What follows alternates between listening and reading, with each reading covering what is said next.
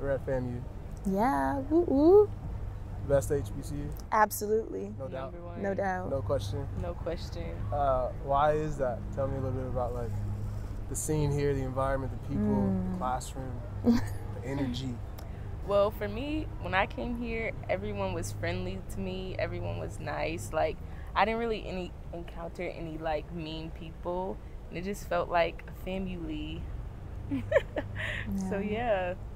I would say for me it was the academics, specifically the business school because I'm a business student, and just the kind of students that the business school produced and how those people were making an impact in the world. So I knew, okay, so there's something different here.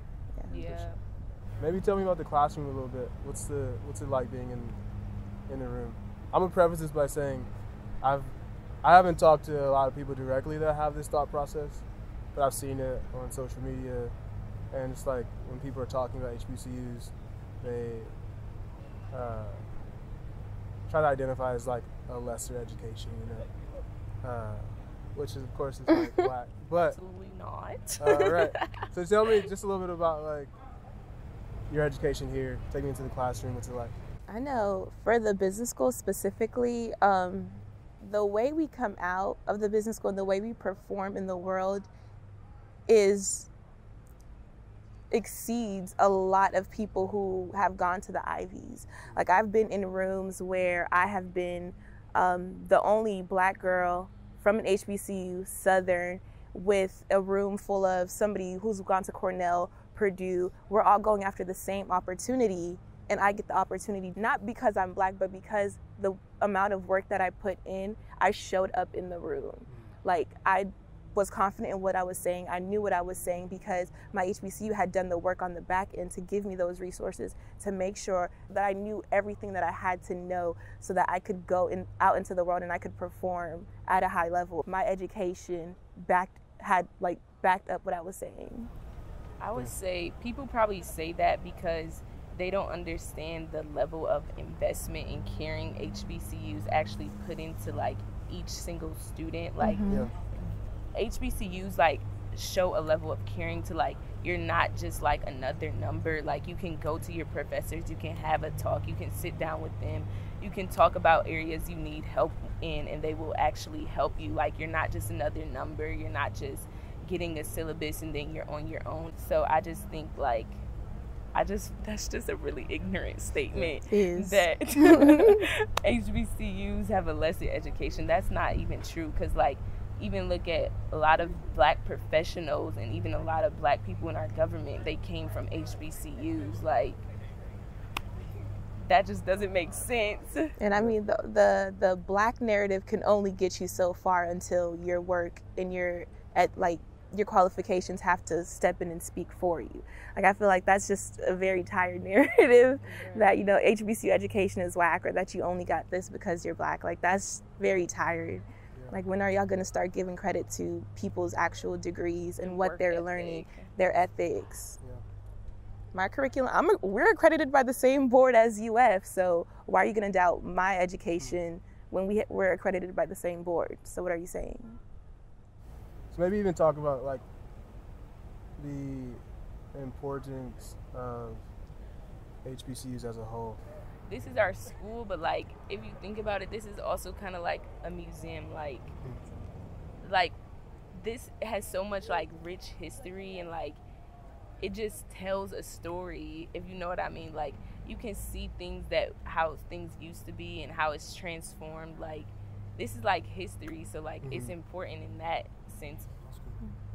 I would say also it's kind of like a sign of an indication of progress, that there's still so much that needs to be done, because like we've come relatively a long way, but there's still so much more room for improvement. So it's like you can always look back to your HBCUs, like to think that there was once a time where they wanted to limit the progress and the abilities of groups of people.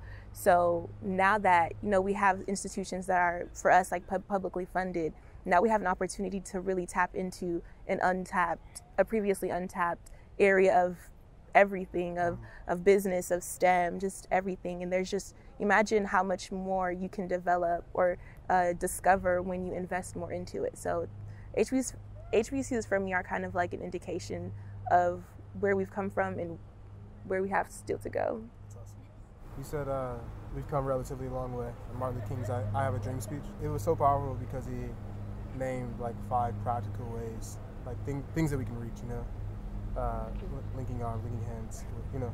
So it's like, okay, we can visually see that. It's not so abstract, but like, okay, what are we trying to reach? What are some of the new things you think, maybe even like new dreams that we could imagine for the next 50 to 100 years? Some new dreams.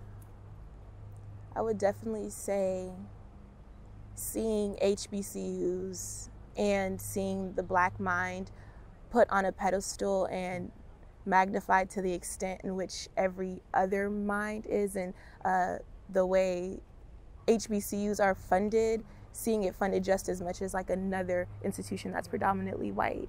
So really going back to making sure that everybody, I mean, it sounds cliche, but everybody is equal, but the reality of it. So funding us just as much as you're funding universities that have 60,000 plus students. And although we're not there yet, it's hard to kind of get to a point like that when you're not putting the resources in. So seeing that funding and really valuing the Black mind to that's on that same level, and just completely doing away with the narrative of you're only getting this because you're Black, like just doing away with that. So I feel like that's something that we can definitely all aspire to, and on a more grand scale, so nationwide. We really value like the voice, perspective, and like actual leadership of women within everything that we do. We're always pushing that. Maybe even specifically here at FAMU, just talk about like female leadership, the importance of it, what it looks like. Do you feel empowered here? Just any thoughts that you have? Like, I feel like more so this is the training up so that when you go out into the world, you do feel empowered.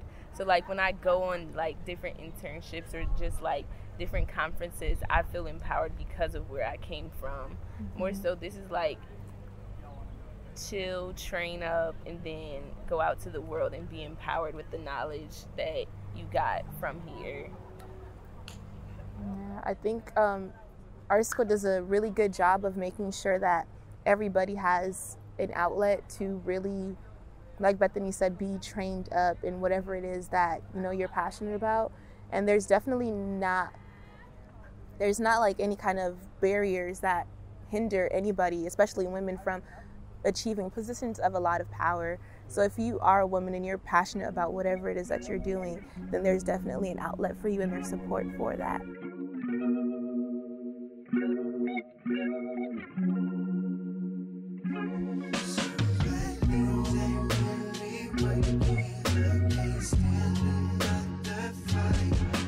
That's all I got.